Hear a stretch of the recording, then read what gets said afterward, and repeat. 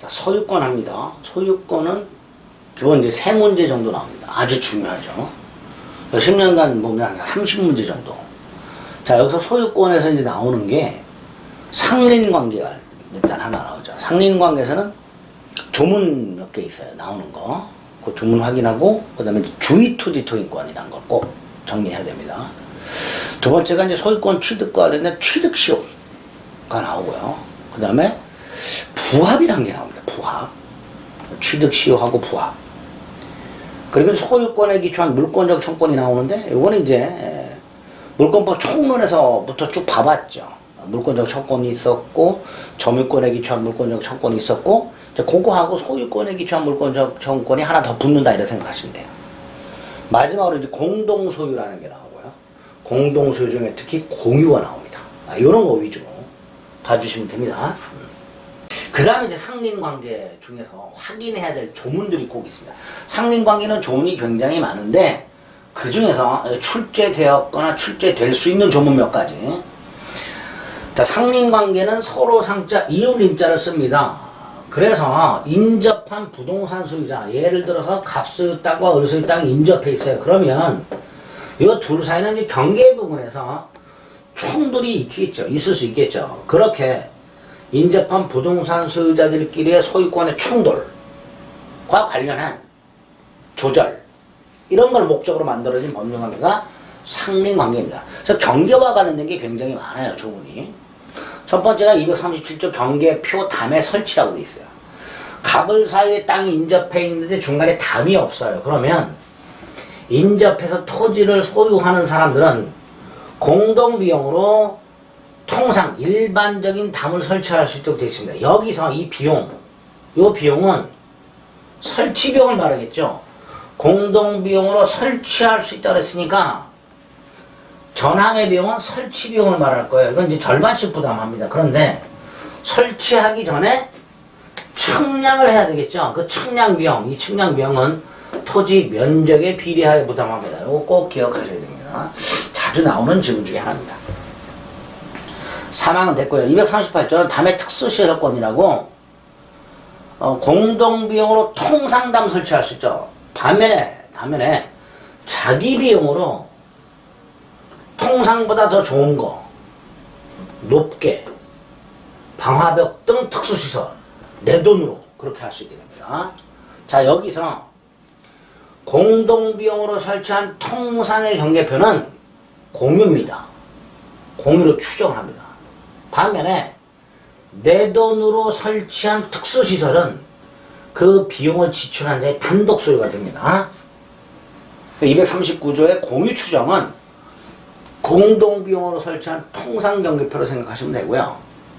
다만 이게 공동비용으로 설치했는지 단독비용으로 설치했는지가 불분명하면 당연히 공유로 추정하겠다, 그런 취지입니다. 그 다음에 이 공유로 추정되는 경계표는 공유지만 분할이 금지된다는 거, 이거 기억하시면 되고요. 240조는 경계를 침범한, 경계를 넘어온 수지인데 나뭇가지를 말하는 거고요. 목근, 나무 뿌리를 말합니다. 이걸 제거해야 될 텐데요. 일단 나뭇가지는 먼저 제거를 청구하고, 제거하지 않으면 그때 청구한 자가 제거할 수 있습니다. 반면에 맞뿌리는 그냥 넘어올 때마다 족족 임의로 제거할 수 있습니다. 242조는 경계 부분에서 건물을 짓는다. 만약에 갑수 땅과 을수 땅이 인접해 있는데 건물을 짓는다. 그래, 경계로부터 반 미터를 띄우도록 되어 있습니다. 건물을 축조하면 특별한 관습이 없으면 지역적 관습, 관행을 말합니다. 경계로부터 반 미터인데요. 뭐가 반 미터 띄워야 되느냐? 건물의 가장 돌출된 부분이 반 미터 이상 띄우도록 하고 있습니다. 만약 하나 반 미터를 띄우지 않고 건물을 짓고 있더라. 을이 경계에 바짝 붙여가지고 건물을 짓고 있더라. 그러면 갑은 을에게 반 미터 띄우라, 철거해라, 이걸 청구할 수 있어요. 그런데 건물 건축에 착수하면 1년이 지나버렸거나 또는 건물이 완성이 되어버리면 이때는 더 이상 철거는 청구하지 못하고 손해배상만 청구할 수 있도록 이렇게 되어 있습니다. 상린관계와 관련된 이 조문들 꼭 좀 기억해 주셔야 됩니다. 특히 비용과 관련된 거 꼭 기억하셔야 돼요. 자, 219조 원칙을 보겠습니다. 219조 이렇게 됐죠. 어느 토지와 공로와의 사이에 그 토지 용도에 필요한 통로가 없는 경우에 이렇게 되어 있습니다.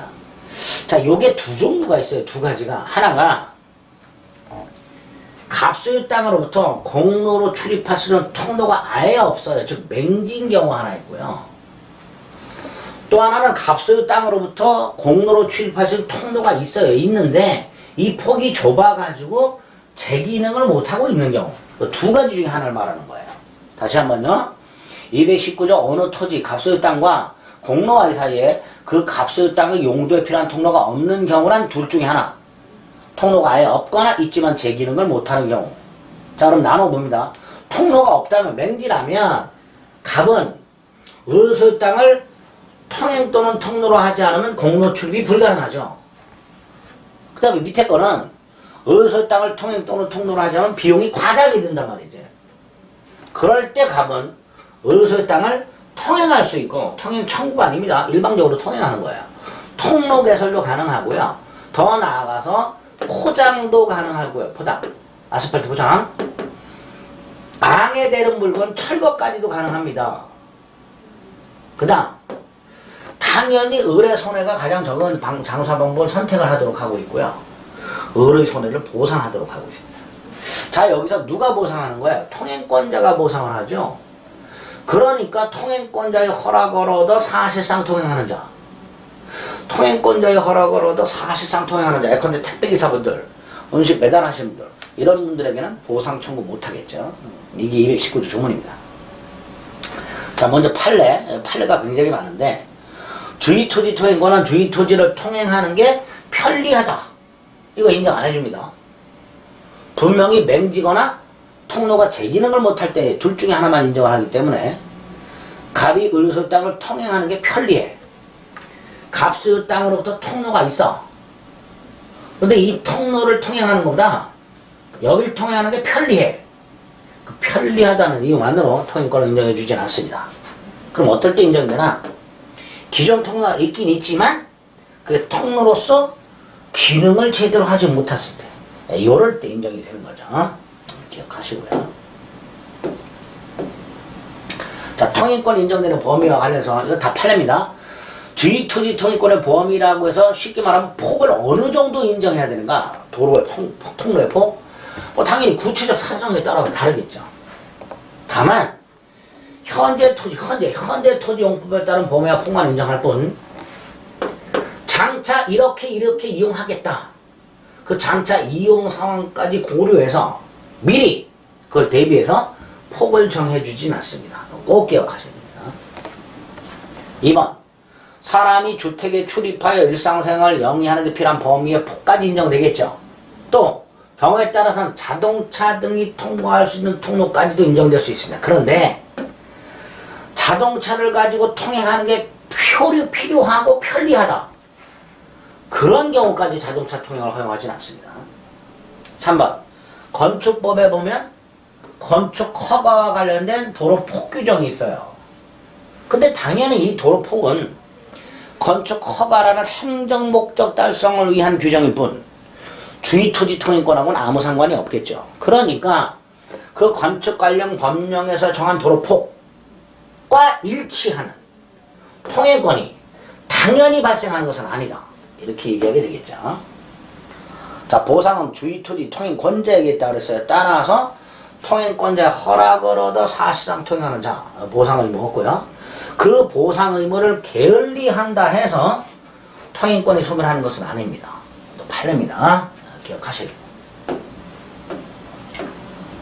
자, 4번 통행권의 효력. 자, 통행권자는 아까 조문에서 통행할 수 있고 통로 개설할 수 있다 그랬죠. 더 나아가서 포장할 수 있고 또 통행에 방해되는 담장 등을 철거해야 돼요. 철거. 자, 1번 통행지 소유자는 을은 통행권자의 통행을 참기만 하면 됩니다. 통행지 소유자는 을이 통로를 개설해줄 의무 따위는 없죠. 다만 을이 갑의 통행을 방해하는 담장 등을 설치했을 때는 그때는 을이 그걸 철거해야 됩니다. 이 담이 기존에 정상적으로 설치되었다 하더라도 그 후에 인정되는 통행권의 통행을 방해한다면 역시 철거해야 된다. 자, 이렇게 통행권자는 주의토지를 통행하고 통로 개설하고 포장하고 방해되는 담장 따위를 철거, 여기까지 통행권자가 할 수 있는 거고요. 더 나아가서 통행권자가 통행지에 대한 통행지 소유자 을의 점유를 배제하고 지가 독점적으로 점유 통행할 수는 없습니다. 따라서 만약에 주의토지 통행권자가 그 을 소유 땅 통로 부분을 전적으로 독점적으로 점유하여 통로로 사용하고 있다면 당연히 통행지 소유자 을은 그 통로 부분을 돌려달라 청구할 수 있게 되는 거예요. 그죠?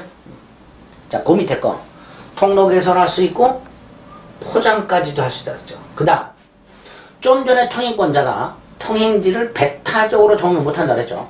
그러니까 배타적으로 점유한다면 통행지 소유자는 통행지를 돌려달라 인도 청구할 수 있다 그랬죠. 반면에 통행권자가 통행지 소유자 을의 점유를 배제할 정도의 배타적 점유를 하지 않고 있다. 즉 통행만 하고 있다.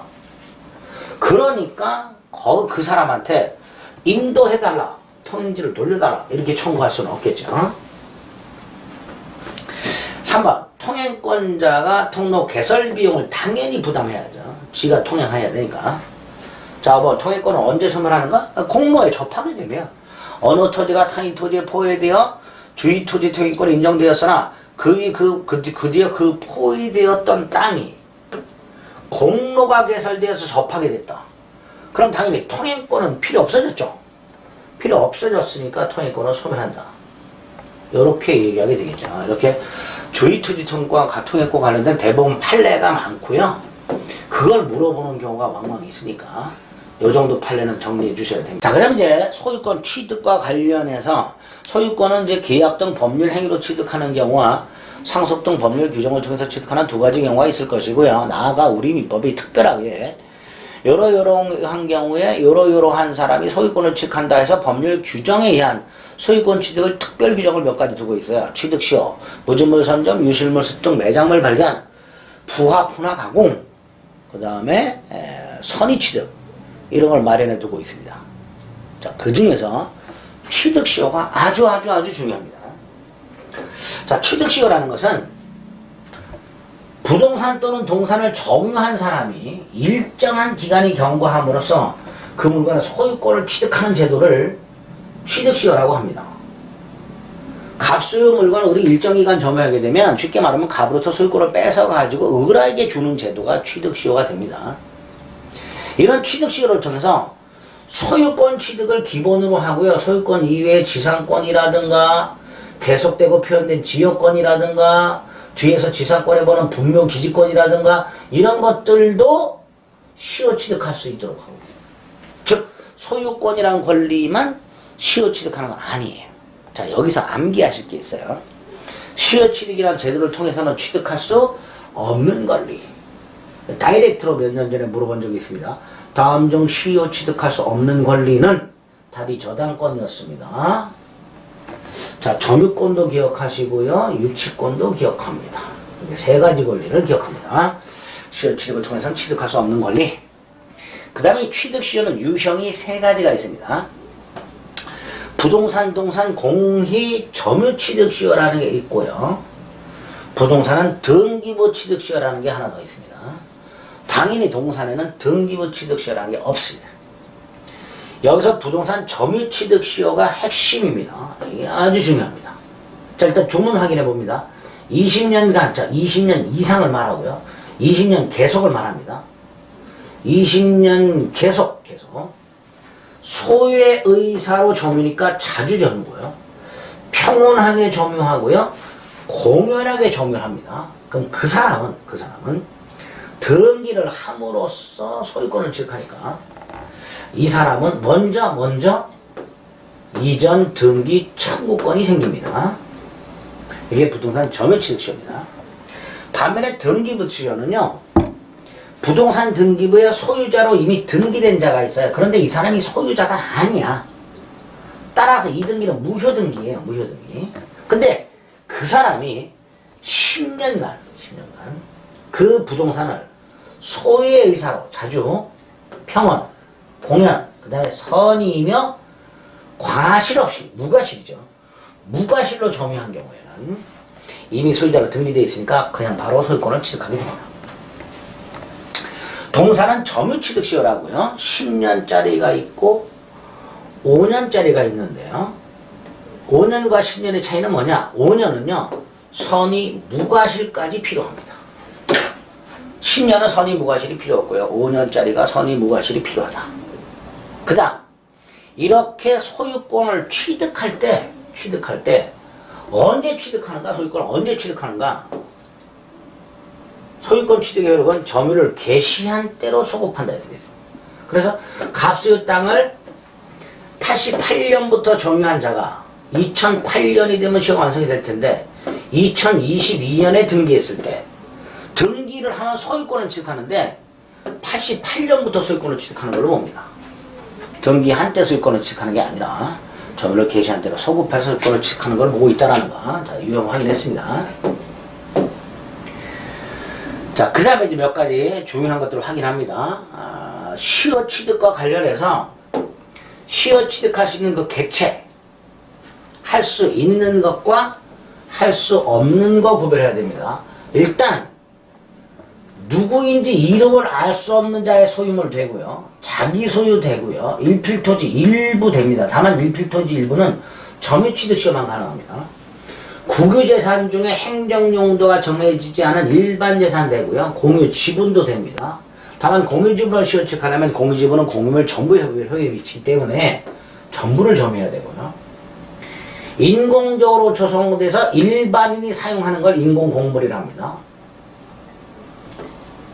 농사 짓는 사람들이 수리조합이라는 동업관계를 결성해서 저수지를 만들었을 때 이런 게 인공공물이 되고 이것도 된다라고 합니다. 반면에 안 되는 거, 국유재산 중에 행정용도가 정해져 있는 거, 해운대 바닷가처럼 자연적으로 조성돼서 일반인의 이용이 가능한 자연공물, 집합건물, 복도계단 이런 건 안 된다.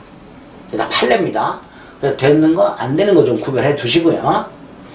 점유취득시효 핵심인데, 자, 점유취득시효는 양이 많으니까 등기부취득시효만 먼저 확인해 보겠습니다. 아까 등기부취득시효가 뭐였었죠? 소유자로 등기가 되는데, 아이고.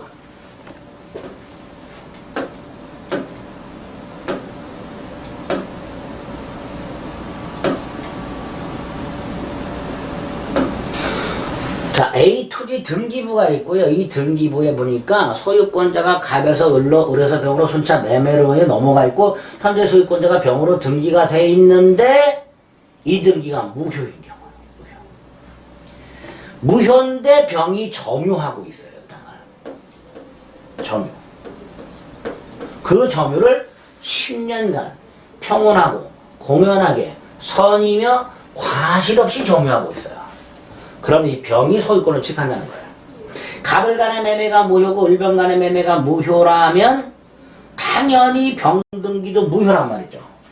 그런데 병은 갑을 매매가 무효고 을 등기가 무효라는 사실을 전혀 모른 채 부동산을 인도받아 점유하고 있었더라. 그럼 취득시효를 인정해주게 됩니다.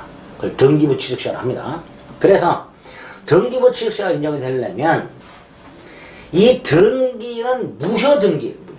하지만 이 등기가 되는 등기부는 유효한 등기부여야 한다. 등기부는 우리 이중보존 등기에서 선등기가 유효다, 후등기는 무효다 그랬죠. 이 무효인 후등기에 아무리 소유자로 등기가 되어 있다 하더라도 등기부 취득시효는 인정되지 않습니다. 그 다음 요건 몇 가지. 등기된 상태에서 10년을 점유해야 되니까 결국 등기도 10년, 점유도 10년인데 점유 승계 인정이 됩니다. 즉 전 점유자의 점유를 합하여 10년이면 되고요. 등기 승계도 인정이 됩니다. 전 등기 명의 등기 합하여 10년이면 됩니다. 그 다음 점유취득시효는 달리 추가적으로 선의 무과실 점유를 요건으로 합니다. 선의 무과실 등기가 아니라 선의 무과실은 선의 무과실 등기가 아니라 선의 무과실 점유를 말하기 때문에 선의 무과실은 등기에 관한 것이 아닌 점유에 관한 거다. 이렇게 되죠.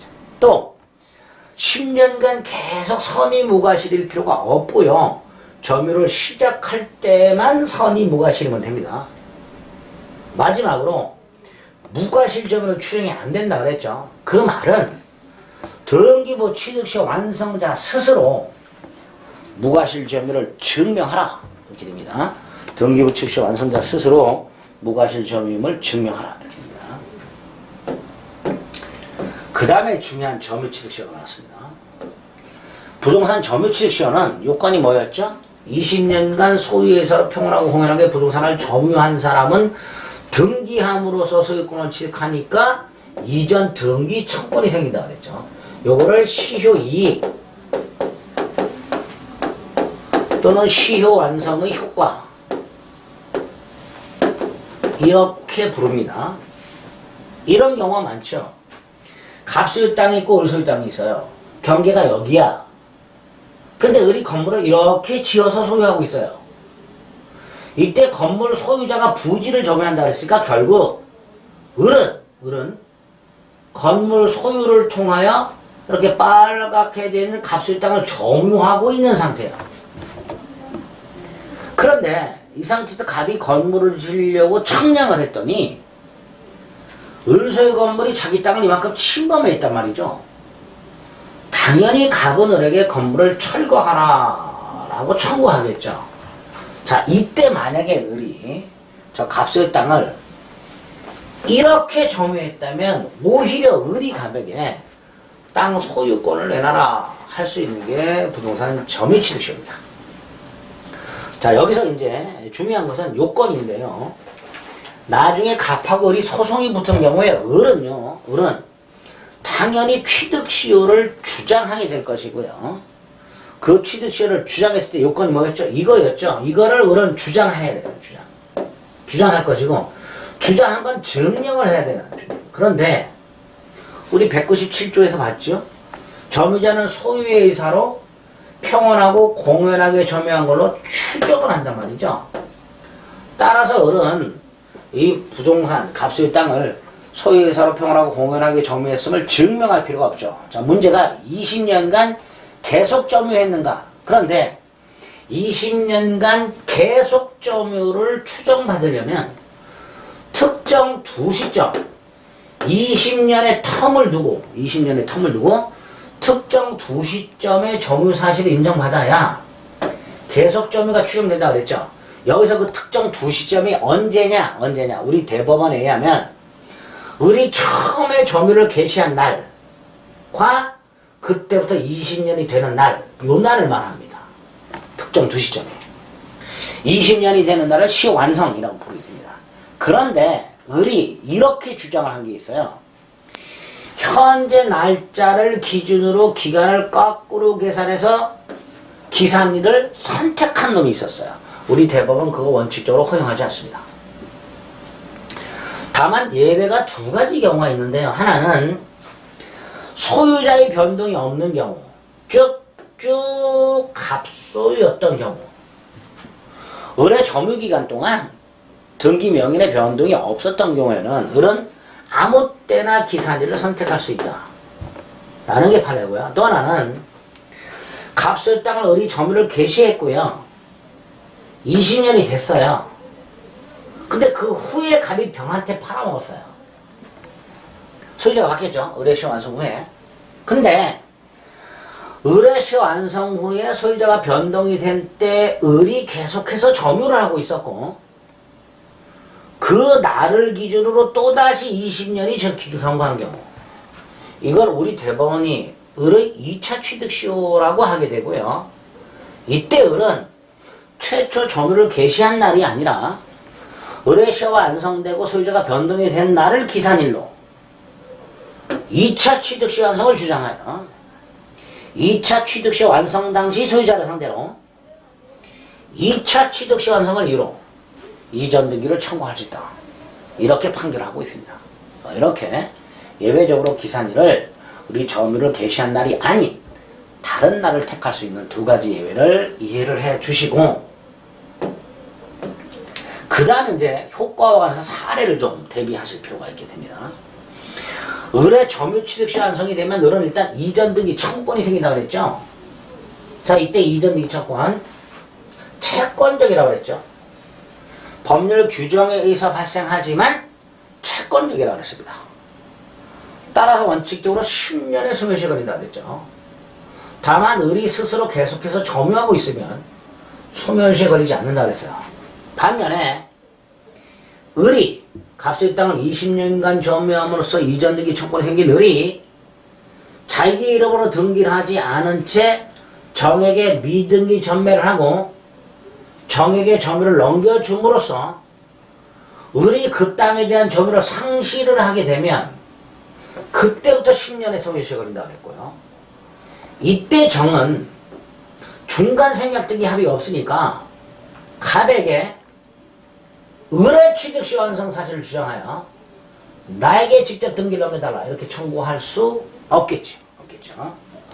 그 다음에 을이 저 이전 등기 청권을 양도할 수 있는데요. 이때는 갑에게 통지만 하면 될 뿐 갑의 동의는 필요가 없다. 즉 통상의 채권 양도 법리에 의하여 양도할 수 있다. 우리 매수인의 이전 등기 청권은 매도인 갑의 동의가 필요하다고 그랬죠. 반면에 점유취득시 완성자는 동의 필요 없다 이렇게 되겠죠. 이게 첫 번째. 두 번째, 을의 이전 등기 청권은 누구를 상대로 하는가? 20년이 되는 날, 즉 시효 완성 당시 소유자, 시효 완성 당시 유효한 소유권 등기 명의인, 아마 이 사람을 상대로 이전 등기를 청구하게 됩니다. 그래서 사례 형태를 봅니다. 지금 이 그림처럼 갑수의 땅을 을이 점유를 개시해서 20년이 됐어요. 요 20년이 되는 날 소유자를 상대로 한다. 그러니까 첫 번째, 을의 시효 완성 전에 갑이 병에게 팔아먹은 경우, 이때 20년 되기 전에 갑이 병에게 팔아먹은 경우, 이때는 병을 상대로 이전 등기를 청구할 수 있게 돼요. 왜? 20년이 되는 날 소유자가 병일 테니까. 반면에 을의 시효 완성 후에 갑이 병에게 팔아먹은 경우에는 20년이 된 후에 병에게 팔아먹었으니까 20년이 되는 날 소유자는 갑이고, 따라 갑에게는 이전 등기를 청구할 수 있겠지만 병에게는 이전 등기를 청구하지 못한다. 이렇게 됩니다. 아주 중요하죠. 특히 두 번째 건, 을은 병에게 취득시효를 주장해서 이전 등기를 청구할 수가 없다. 이렇게. 그럼 을은 갑에게 책임을 물어야 되는데요. 일단 갑을 사이에 계약이 있었던 건 아니니까 을은 갑에게 계약상 채무불이행 책임을 물을 수는 없고 불법행위 책임을 묻게 됩니다. 불법행위 손해배상. 그 갑의 불법행위에 병이 적극 가담을 했을 때는, 이때는 갑병매매는 판사의 질서에는 무효가 됩니다. 자, 세 번째, 을의 시효가 완성된 후에 갑이 팔아먹은 게 아니라 수용이 됐다. 이건 갑의 불법행위가 아니죠. 그러니까 을은 갑에게 불법행위 책임을 물을 수는 없어요. 그럼 뭐 할 수 있냐? 대상청권이라고 갑이 받게 되는 보상금, 그걸 나한테 넘겨라, 이렇게 청구할 수 있습니다. 여기서 우리 대법원이 을의 시효 완성 후에 갑이 팔아먹거나 또는 땅이 수용이 되어 을이 갑에게 불법행위 손해배상 책임을 추궁하거나 또는 대상청권 행사하려면 갑이 을의 시효 완성 사실을 알고 있었어야 한다라고 얘기합니다. 그래서 을의 시효 완성 후에 을이 갑을 상대로 이전 등기를 청구했거나 시효 완성 사실을 주장했었어야 한다, 이렇게 얘기합니다. 그런 경우에만 을은 갑에게 불법행위 책임을 묻거나 또는 대상청권을 행사할 수 있다, 이렇게 얘기하게 됩니다. 이 기본이 되는 여기까지 내용은 정확하게 숙지하셔야 돼요. 특히 사례 형태의 문제 대비하셔야 됩니다.